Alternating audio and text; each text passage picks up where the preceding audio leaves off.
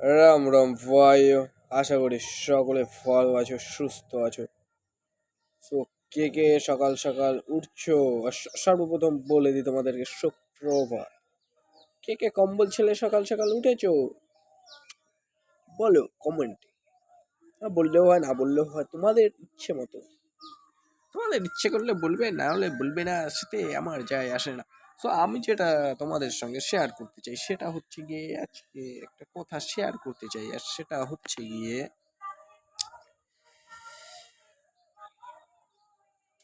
মানুষ এখানে বড়ই আজব।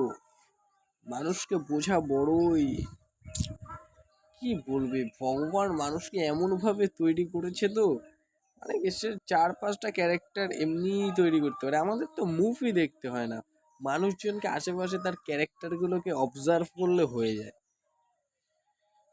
তো ঠিক আছে, যে যে যেরকম রং দেখাচ্ছে দেখাক, তাতে আমার কি? তাতে আমার কি?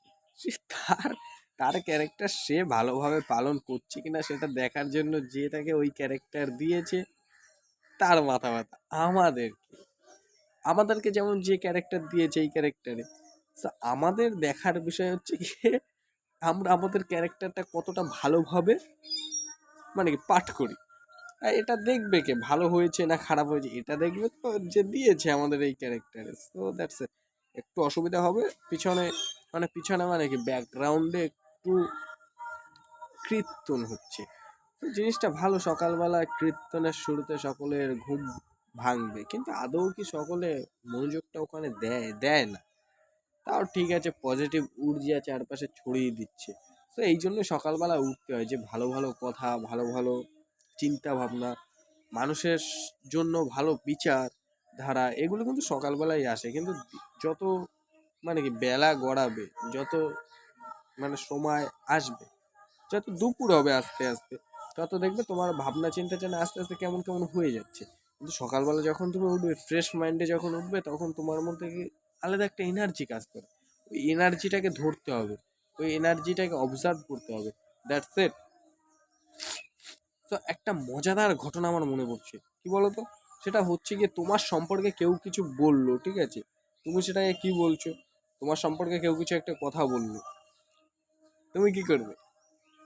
তুমি তো ওই কথাটা নিয়ে সারা দিন রাত 24 ঘন্টা ভাবতেই থাকবে। কিন্তু আদৌ যে বলেছে সে কিন্তু দিব্যি ঘুরে ফিরে খাওয়া দাওয়া করে ঘুম টুম একদম পারফেক্ট নিয়ে নিয়েছে, তার কোনো মানে কি হেডেক নেই। কিন্তু হেডেকটা তোমার। যে বলেছে তার কোনো আসে যায় না, কিন্তু যাকে বলেছে সে সারা দিন রাত 24 ঘন্টা ভাবছে। তাতে কি হচ্ছে? তার কিছু হচ্ছে হচ্ছে না, তোমার নিজের হচ্ছে। তাহলে দেখো, আমি একটা কথাই বলতে চাই, তোমার গায়ে যেমন ধুলো লাগে, ধুলোটাকে যেমন তুমি ঝেড়ে ফেলো, তেমন ভাবে খারাপ কথাগুলো যেগুলো আসবে সেটাকে ঝেড়ে ফেলবে। তোমাকে তোমাকে কেউ খাবার দিতে আসলো, তুমি খাবারটা নিলে না, সেই খাবারটা কার থাকে? যে দিতে আসে তারই থাকে খাবারটা।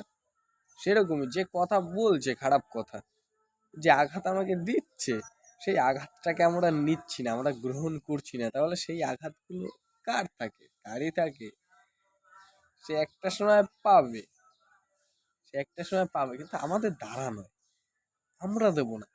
সে পাক পাক না পাক না পাক সেটা পরের কথা, কিন্তু আমাদের ভাবনা চিন্তা আমাদের ভাবনা চিন্তা এটাই থাকবে, যে আমার সঙ্গে খারাপ করেছে, ভগবান দয়া করিয়া তার সঙ্গে এই জিনিসটা করো না, এই জিনিসটা সত্যি অনেকটা ব্যথাদায়ক।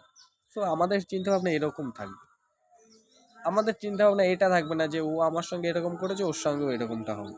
না, দেখো, তুমি যাকে পছন্দ করো এমনটা তো নয় যে সেও তোমাকে পছন্দ করবে।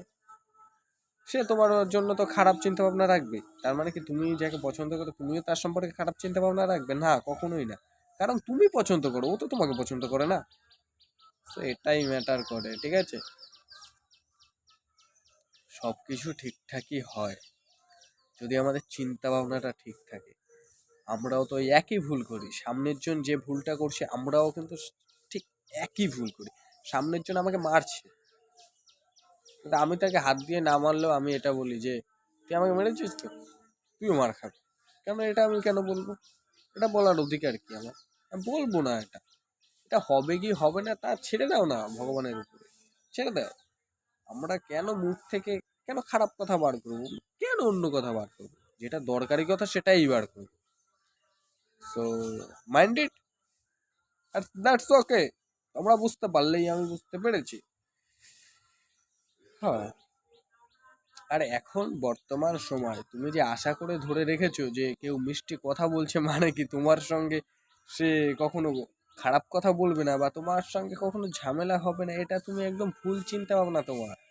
তোমাকে আমি বলে রাখছি, এই জিনিসটা আগে থেকে নিজের মধ্যে নিয়ে আনো এবং নিজেকে নিয়ন্ত্রণ করে রাখো যে যে আমার আমার প্রশংসা এখন করছে সে একটু পরেই আমার দুর্নাম করবে।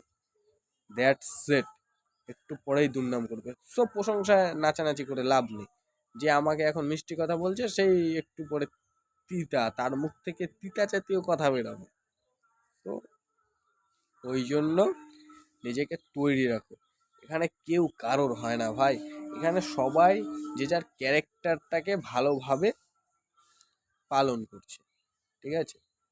সো তুমি যে ক্যারেক্টারে আছো তুমি সেই ক্যারেক্টারটা পাঠ করছো, আমি যে ক্যারেক্টারে আমি সেই ক্যারেক্টারটা পাঠ করছি। হ্যাঁ, আমরা এই জীবন যাত্রায় চলতে চলতে আমরা আসলে কি আমাদের করা উচিত সেটাই আমরা বুঝতে পারি না।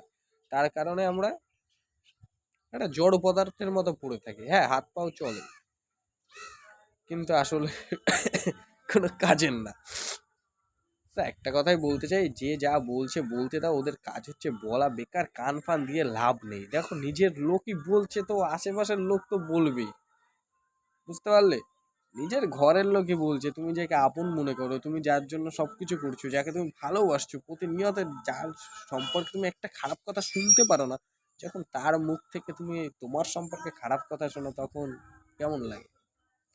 তাহলে নিজের ঘরের লোক যদি এরকম ধরনের কথাবার্তা বলে, তোমার সঙ্গে যদি এরকম আচরণ করে, তাহলে আশেপাশের লোকের মানে লোক তোমাকে নিয়ে কি বলবে বল? তুমি তো আশেপাশের লোককে উপকার করবে, করার পরে সে ভুলে যাবে। আরে ঘরের লোকই মনে রাখে না, আশেপাশের লোক কি?